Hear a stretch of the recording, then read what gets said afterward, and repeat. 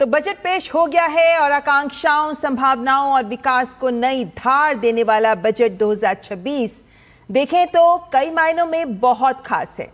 एक और इस बार बजट में टैक्स फ्रंट पर कोई नया बोझ टैक्स पेयर्स पर नहीं डाला गया है, तो वहीं मिडिल क्लास को जो राहत पहले दी गई थी पिछले बजट में वही जारी भी रखी गई है। आइए आपके सामने रखते हैं बजट की मेन हाइलाइट्स।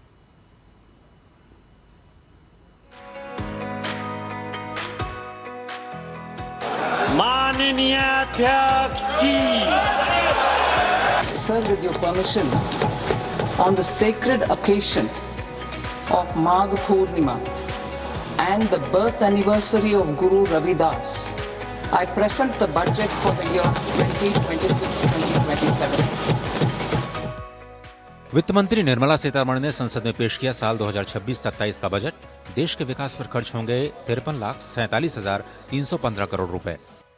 बजट में वित्तीय अनुशासन पर दिखा जोर। सरकार ने वित्तीय घाटे के लक्ष्य को किया हासिल। इस साल का वित्तीय घाटा जीडीपी के 4.4% के स्तर पर रहा।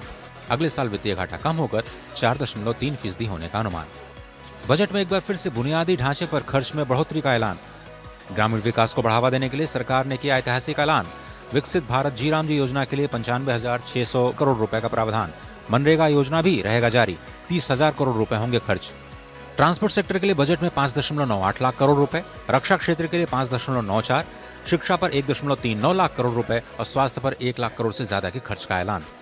बजट में टैक्स नियमों के सरलीकरण पर रहा जोर। बजट 2026-27 में किसी भी नए टैक्स का कोई प्रस्ताव नहीं। पिछले साल बजट में घोषित नए इनकम टैक्स स्लैब को 1 अप्रैल से किया जाएगा लागू। 12 लाख रुपए तक नहीं लगेगा कोई भी टैक्स। वित्त मंत्री ने पेश किया देश का पहला युवा शक्ति से प्रेरित बजट। कर्तव्य भवन में तैयार होने वाले पहले बजट में सरकार का संकल्प गरीब, शोषित और वंचितों के कल्याण पर रहेगा फोकस। बजट 3 कर्तव्यों से प्रेरित। बजट में आर्थिक विकास में तेजी, लोगों की आकांक्षाओं और क्षमताओं का निर्माण, सबका साथ और सबका विकास के अनुरूप सभी तक देश के संसाधनों और सुविधाओं की पहुंच सुनिश्चित करने पर जोर। रिफॉर्म एक्सप्रेस को जारी रखने के लिए 6 प्रमुख क्षेत्रों पर दिखा जोर। मैन्युफैक्चरिंग, औद्योगिक विकास, एमएसएमई पर जोर। बुनियादी ढांचे का विकास, ऊर्जा सुरक्षा और शहरी आर्थिक क्षेत्र निर्माण पर केंद्रित। मैन्युफैक्चरिंग को बढ़ावा देने के लिए 7 रणनीतिक क्षेत्रों का चुनाव। बायो फार्मा शक्ति, India semiconductor mission, electronic rare earth corridor, capital goods के तहत टेक्सटाइल सेक्टर के लिए नया ऐलान। इलेक्ट्रॉनिक्स कंपोनेंट मैन्युफैक्चरिंग योजना के लिए 40,000 करोड़ रुपए का प्रावधान और कंटेनर मैन्युफैक्चरिंग को मिलेंगे 10,000 करोड़ रुपए।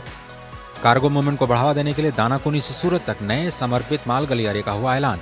अगले 5 साल में बनाए जाएंगे 20 नए नेशनल वाटरवेज। वित्त मंत्री ने नए कोस्टल कार्गो प्रमोशन योजना का भी किया शुभारंभ। 2047 तक भारत की हिस्सेदारी होगी 2 गुनी।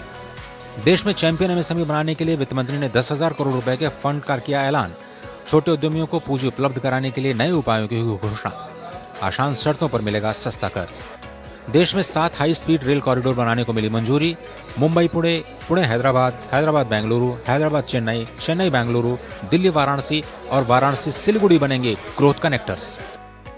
सर्विस सेक्टर को विकास का इंजन बनाने के लिए हाई पावर कमेटी की घोषणा। विकसित भारत के लिए नए सेक्टर्स में प्रोफेशनल्स तैयार करने के लिए बजट में दिखा फोकस। हेल्थ केयर इकोसिस्टम, पशुपालन, ऑरेंज इकोनॉमी, स्पेस और पर्यटन पर रहा खासा जोर। किसानों की आमदनी को बढ़ावा देने के लिए उत्पादन भारत विस्तार योजना की घोषणा। 1 करोड़ किसानों को फायदा देने वाली कोकोनट प्रमोशन स्कीम का ऐलान।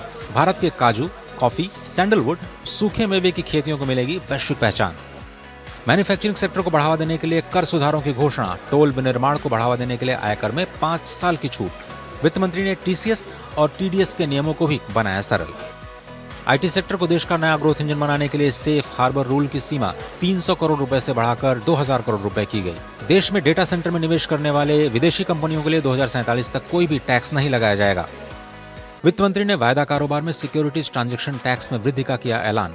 समुद्री चमड़ा और वस्त्र उत्पादनों का निर्यात संबंधन शुल्क मुक्त आयात की सीमा को 1% से बढ़ाकर 3% किया गया। सोलर ग्लास और लिथियम आयन सेल विनिर्माण पर नहीं लगेगा कोई भी tax. Power, cement, steel, refinery और केमिकल सेक्टर्स के लिए 20,000 करोड़ रुपए की प्रोत्साहन योजना का ऐलान।